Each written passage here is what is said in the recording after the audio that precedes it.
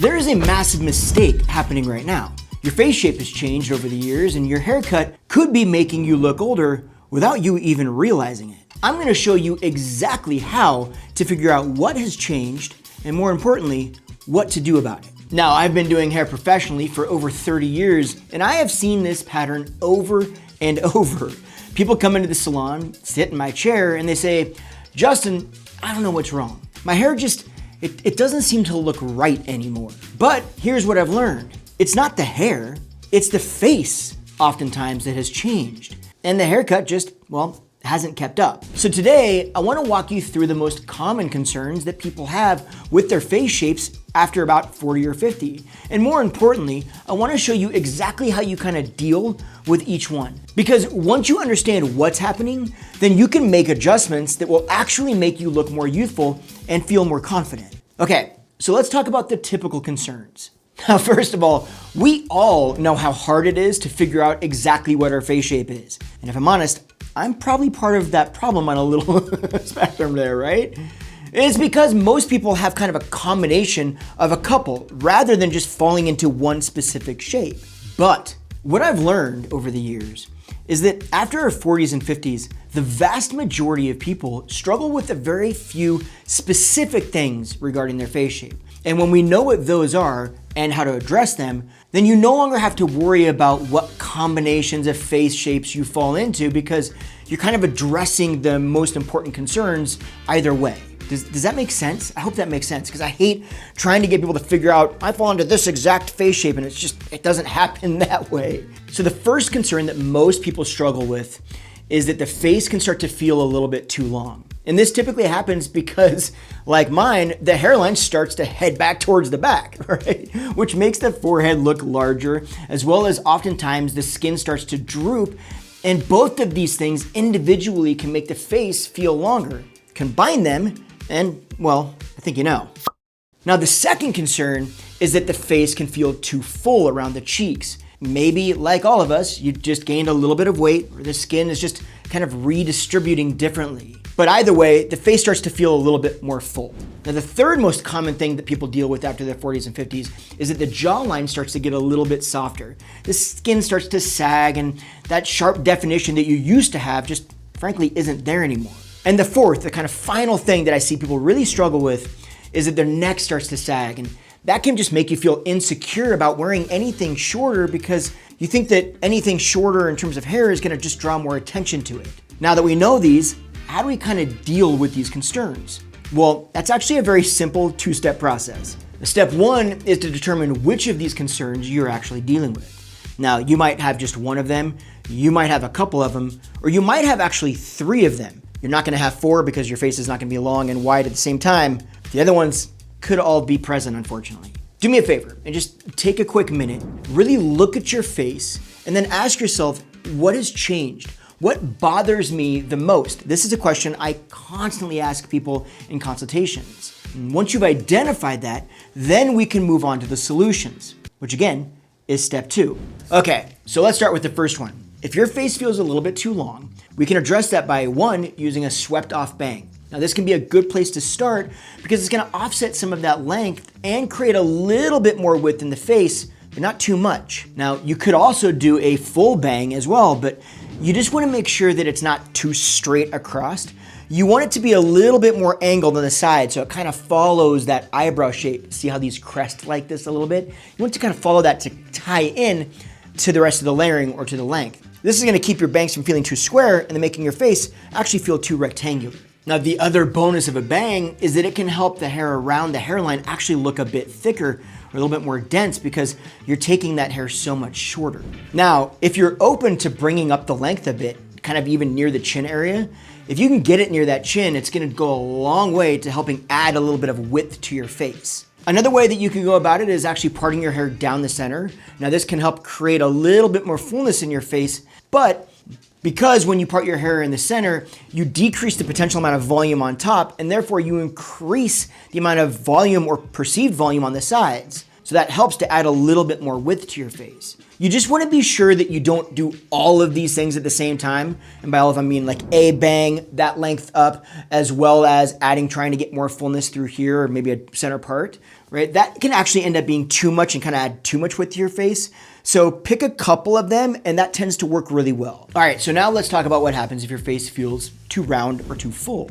Adding a bit more volume on top and taking volume away from the sides, around the cheeks especially, will help to create a little bit more length in your face. Now, you can still wear bangs, but you just want to make them either very soft, so you really can see your forehead through them so they're not closing you off, or you want them to be swept off of your face so they leave one side of your face open so that you can see your forehead so it doesn't actually make your face look fuller. Now, if you wear a heavy, thick bang across your forehead to your eyebrows, that's gonna make your face feel far more full than it actually is. Now, in terms of length actually for your hair, you wanna keep your length overall either a bit longer than your chin or quite a bit shorter. Having it directly land at your chin is gonna add a lot more fullness to your face. Okay, as far as parting your hair, if you part your hair on the side versus the center, it's also gonna do a good job of helping create a little bit more length in your face because of that little bit of extra volume that it creates right on the top, right? This is what I always say about curtain bangs, right? Because they part hair down the center. People say that, oh, they're super flattering, and they can be, but if your face is full already and you do that, it's gonna do exactly what we talked about when we were talking about having your face too long. It's gonna take the volume out of the top and add it to the sides. And that's just gonna make your face feel more full. So if your face is full, avoiding that center part is gonna go well for you. Just saying that. Just throwing it out there, putting it out. I feel like that's gonna get some kickback. And a lot of stylists even will tell you that a center part is great for a full face. I'm not gonna lie, I just disagree. I mean, who knows? Maybe I'm wrong. There might be somebody out there, you might have a fuller face or feel like your face is full. You do a center part, you do curtain bangs, and you love it. And if that makes you feel good, rock with it. Back to the video. That's getting long. Sorry, Joseph. Okay, so now let's talk about the jawline softening. I know this happened to me, jeez. All right, so when it comes to hair length, you wanna keep it between the chin and the collarbone if you can. See, you wanna avoid lengths that hit exactly at the jawline because that's gonna emphasize some of that softness. If you're wanting to wear longer hair, make sure that there's movement and lift above the jaw so that the eye doesn't stop right at the jaw. So you wanna get a little bit more layers and movement and texture in it so that it's not just like you've got layers in the front that just cup the jaw and draw all of your emphasis right to it. Layering is gonna be probably your best friend. Adding a little bit of soft layering, starting around the cheekbone, right up here, usually is kind of a sweet spot for accentuating cheekbone structure and taking the eye off of the actual jaw. And you definitely wanna avoid any one lengths that land directly at your chin or at the jaw like a one length bob. Now, volume placement, where you have volume in your hair, is going to be key for you. You wanna concentrate that volume up at the crown, the upper sides of the head, like up in this area. This is gonna lift the eye visually and take the eye away from the jaw. You're gonna avoid any volume down at the cheekbone area or at the jaw area because that's gonna draw attention straight to that area. Now, texture is important too. Soft waves, okay, not really even tight waves, but just soft waves alone can go a long way to kind of breaking up that jawline area and kind of taking focus off of it. You want to avoid overly straight, flat styles. Now, when it comes to parting, a slight off-center part can actually help add lift and add a little bit of asymmetry. And that asymmetry kind of has a tendency to take emphasis away from things like jaws and stuff like that. So kind of keep that in mind. You just want to avoid the center part again, especially if it lands straight at your jaw in terms of length. Now, and I know I just said, just don't have any lengths that land at your chin, but follow me here. If you go short, I want you to leave a little bit of length just at the neck that can be styled kind of forward, a bit to cup the jaw. This sounds kind of counterintuitive to what I just said, but this is actually gonna help lift the eye from the profile and actually add a little bit more jaw structure at the same time. I don't even actually know why this works, but you'll see it and it absolutely does. Okay, so what happens if you're dealing with neck insecurities? All right, well, let's talk about it because this is something that I think I hear more often than anything else. When the neck begins to sag, the goal is not to hide the neck completely, okay? That's a big misconception. That's something I actually feel like most people try to do. In reality, the goal is simply just to redirect the visual attention upwards and outwards so that the eye kind of never settles on the neck area. For example, if I want to hide my chin for some reason, the most important thing I can do is think about how I'm going to accentuate things like my eyes or cheekbones. And when I say that, I mean if somebody's looking at me and their eye is being lifted up the shape, their focus is being directed up my face. I can't also direct their focus down my face at the exact same time. So simply by moving the focus up the face towards the eyes and cheekbones, etc., I am inherently taking it off of the neck and chin area. Did that catch? So now let's talk about haircut strategies that kind of de-emphasize the neck.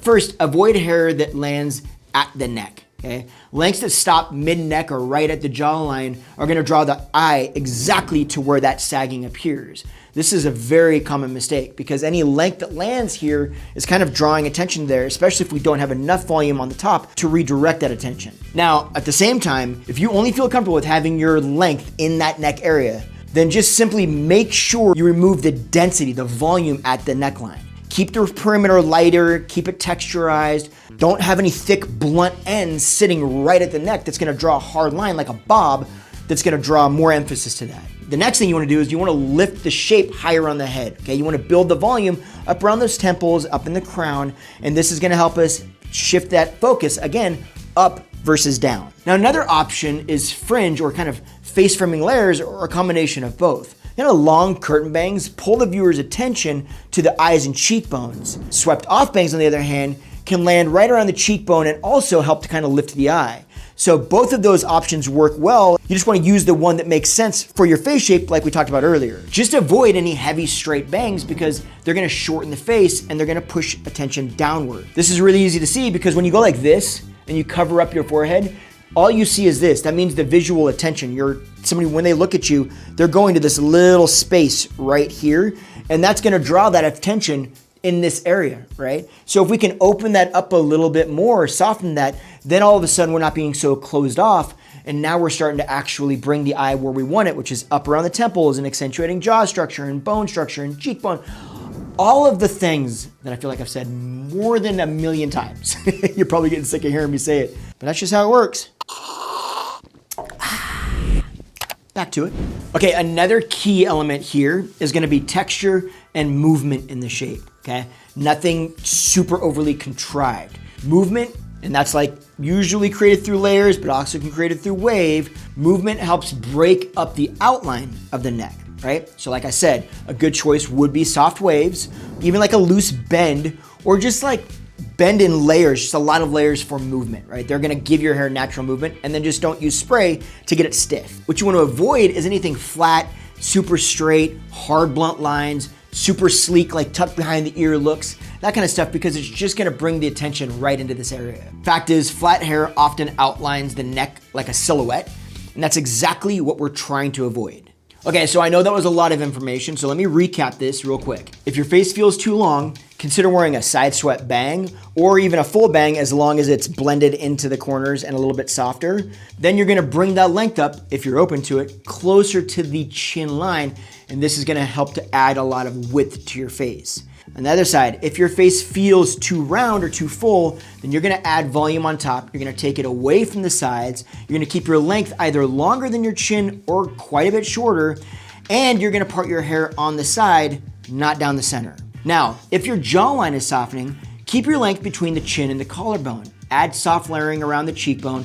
Concentrate volume at the crown and the upper temple area. And if you want, you could use a little bit of soft waves for movement to break up that jawline. If you're dealing with insecurities around your neckline, then you're gonna avoid lengths that land directly at the neck or on the neck. You're gonna go for collarbone to the upper chest area or shorter than that. You're gonna lift the shape, the volume up higher on the head, and you're gonna keep the neckline a little bit lighter, a little bit less bulk in that area. Now, with that said, I get it. Aging, trust me, can be frustrating, all right? Especially when you look in the mirror and you feel like sometimes you don't even recognize yourself or, like compared to who you used to be. I look back at photos and I'm like, what happened? But here's the thing, right?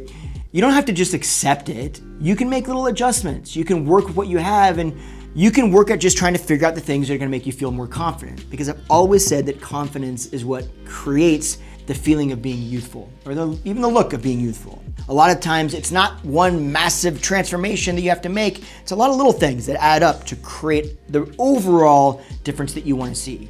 So I hope this helped you. I hope you feel a little bit more equipped, if you will, to have kind of a conversation with your stylist to make some decisions on, what might work best for you or what might not work best for you. And if you liked this video, you're probably gonna love this one right here. So why don't you go ahead and check that out. And if you have any questions about anything, then drop them in the comments below. I definitely read all of them. I try to respond to as many as I can. And at the end of the day, I just appreciate you hanging out with me today. That's the fact.